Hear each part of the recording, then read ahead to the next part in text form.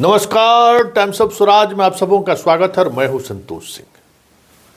शायद आप भूल गए होंगे, पूर्णिया में एक बीपीएससी शिक्षिका को उसका मकान मालिक जो है हाथ पैर बांध के घर के बाहर सामान सहित फेंक दिया था। याद है क्या? जी हाँ, ऋतुराज कुमारी। उसके संदिग्ध मौत की खबर आ रही है। हालांकि ये खबर आज अहले सुबह किसी शिक्षक ने पूर्णिया से फ़ोन करके मुझे दी है। कुछ तस्वीरें भी भेजा उन्होंने, लेकिन मैं पूरे दिन इंतज़ार कर रहा था कि इस शिक्षिका के संदिग्ध मौत पे शिक्षकों की क्या प्रतिक्रिया आती है, क्योंकि अधिकांश बीपीएससी ग्रुप वाले मुझे जोड़े हुए हैं अपने अपने ग्रुप में, पता नहीं क्यों। और मैं उस ग्रुप में गाली सुनता हुआ, अपमानजनक भाषा का एक एक शब्द पढ़ता हूँ, और पत्रकार होने का जब सारी चीज़ें देखता हूँ तो मुझे गर्व होता है। चलिए, मेरी पत्रकारिता इतना असर छोड़ रही है अभी भी। खैर, वो सवाल नहीं है। किसी भी बीपीएससी ग्रुप में इस बात को लेकर आक्रोश देखने को मुझे नहीं मिला। किसी भी बीपीएससी ग्रुप में इस बात को लेकर चर्चा होते हुए मैंने नहीं देखा। किसी भी बीपीएससी ग्रुप में हमने ये नहीं देखा कि इस मामले में एक श्रद्धांजलि सभा आयोजित की जाए। आज के पढ़ाई खत्म होने के बाद शाम में हम उनके लिए, उनकी आत्मा की शांति के लिए 1 मिनट के लिए मौन रखे, 10 सेकंड के लिए मौन रखे। किसी ग्रुप में नहीं रखा। भाई, इतना अमानवीय आदमी आप लोग कैसे हो जी? हमको समझ में नहीं आ रहा है। पिछले जब से बीपीएससी से बहालियां हुई है, नए नए लड़के लड़कियां आई हैं, मालूम है कितनी मौतें हुई हैं? 27। एक एक मौत का हम हिसाब रख रहे हैं। सारे के सारे संदिग्ध मौत है। या तो फंदा लगा कर जान दे दी है, या फिर किसी दूसरी वजह से जान गई है। मतलब हैरानी करने वाली बात है कि लगातार अच्छा हत्याएं भी हुई हैं। समस्तीपुर में अभी भी मामले का उद्भेदन नहीं हो सका है। सासाराम में अभी भी मामले का उद्भेदन नहीं हो सका है। किशनगंज में उद्भेदन हुआ तो एक लड़की शिक्षिका ही जो है सो गिरफ्तार हुई है, 3 शिक्षक फरार हैं। खैर, वो अलग मुद्दा है। लेकिन जिस तरीके से शिक्षकों पर हमला हो रहा है, जिस तरीके से शिक्षक एक अलग तरीके के ट्रोमा में जी रहे हैं, हमें ये समझ में नहीं आ रहा है कि ये शिक्षक तो खामोश क्यों। इस लड़की के साथ भी जो कुछ भी हुआ था, एक बार मेरी बातचीत है, एक शिक्षक ने हमारी बात कराई। हमने समझने का कोशिश किया कि आखिर मकान मालिक क्यों बाहर निकाल दिया। तो मकान मालिक के बाहर निकालने से ज़्यादा हमें ट्रोमा में इस बात को लगी वो स्कूल के व्यवस्था को लेकर, स्कूल से घर लौटने के दौरान जो उसको मानसिक प्रताड़ना महसूस होती है, उसको लेकर वो ज़्यादा परेशान थे। और कोई एक शिक्षक नहीं है, कोई एक शिक्षिका नहीं है। हर किसी की अपनी अपनी समस्या है और उस समस्या से वो जूझ रहा है। अब एक बताइए, एक शिक्षिका का हस्बैंड सेना में काम करता है। वो रात को 12-1 बजे हमको फ़ोन किया कि सर देखिए, हमारे मैडम जो है सो झाझा, जमुई झाझा में कहीं पोस्टेड है, और उसके बगल वाला एक शिक्षक जो है उसका पीछा करता है। आज ट्रेन से जब वो लौट रही थी तो ट्रेन में आके बैठ गया और घर तक जो है सो, घर कहाँ है ये देखने की कोशिश उसने की। और इस वजह से उसकी पत्नी इतनी मानसिक तौर पे परेशान थी कि जान देने को लेकर सोचने लगी।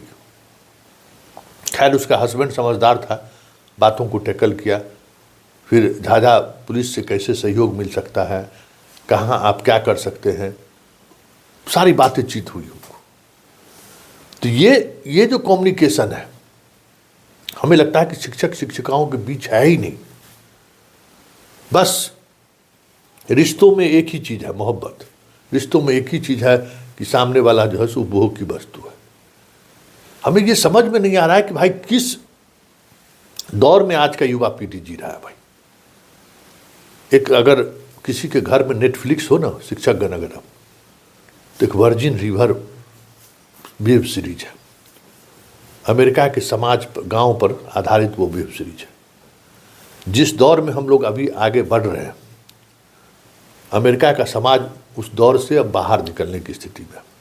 100 साल हम लोग अमेरिका के समाज से भी पीछे हैं, लेकिन लड़कियों के काम काजी होने की वजह से कामकाज स्थल पे फिर बाकी रिश्तों को लेकर जो एक अलग तरीके का द्वंद्व समाज में देखने को मिल रहा है, हमें लगता है कि उस सीरियल को आप देखिए, बहुत कुछ अपने आप में बदलाव करने की ज़रूरत है, क्योंकि आने वाले समय में इस तरीके की समस्याएं और बढ़ने वाली हैं।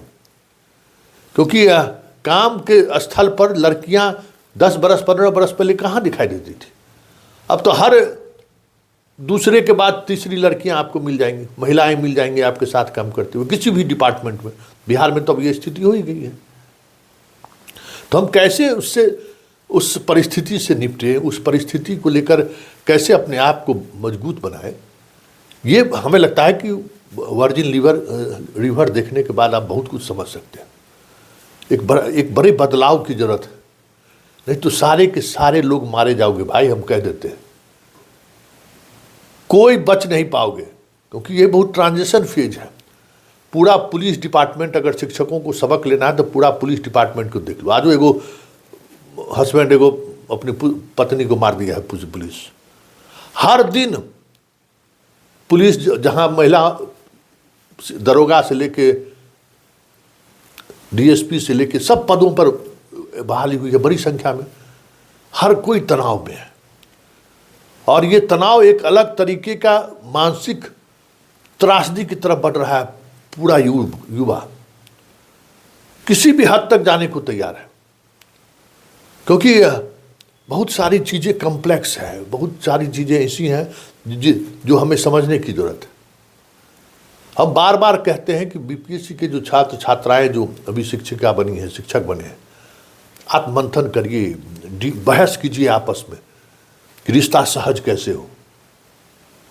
और बहुत सारी ऐसी बातें हैं जिसको नए तरीके से सोचने और समझने की जरूरत है। नहीं तो एक ऋतुराज कुमार, एक बबीता सविता कविता के मरने की बात नहीं है। हर दिन मरोगे अगर एक साथ जीने का कला डेवलप नहीं कर पाए तो, कि कैसे हम जी सकते हैं। ये सब जितने तरीके की चीज़ें सामने आ रही हैं ना, आप एक बात समझ लीजिए कि आने वाले समय में नौकरी करना बहुत मुश्किल होगा, क्योंकि सिपाही की ड्यूटी तो कुछ अलग अलग समय पर बदलता भी रहता है, ट्रांसफ़र भी होता है। और आप नौकरी जहाँ से शुरुआत की है, हो सकता है कि जीवन के रिटायरमेंट तक एक ही जगह रहे। उस दौरान रिश्तों में बहुत उतार चढ़ाव आपको देखने को मिलेगा। और ऐसे में लड़कियां मानसिक तौर पे बीमार ना हो, लड़के मानसिक तौर पर बीमार ना हो, इसका ख्याल आप सबों को खुद रखना होगा और खुद आपस में एक दूसरे से संवाद का तरीका ढूंढना होगा। नहीं तो एक ऋतुराज कुमारी का ये हाल नहीं है। सब आने वाले समय में कौन कब किसका शिकार हो जाएगा कोई कहना मुश्किल है। और हमें तो आश्चर्य लगता है, इतना संवेदनहीन समाज कैसे हो सकता है। ये आज की पीढ़ी इतना संवेदनहीन है कि उसके बीच से लगातार उसके साथी दुनिया छोड़कर जा रहे हैं, कोई प्रतिक्रिया तक नहीं हो रही है। अरे बाबा, किस हार मांस के बने हो यार तुम लोग, हमें तो ये समझ में नहीं आ रहा है।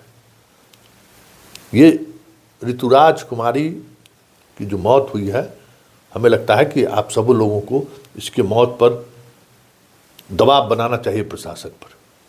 प्रशासन भाई किसके लिए, खाली ट्रांसफ़र कराने के लिए दबाव बनाइएगा, ट्रांसफ़र करा दीजिए, यही बस।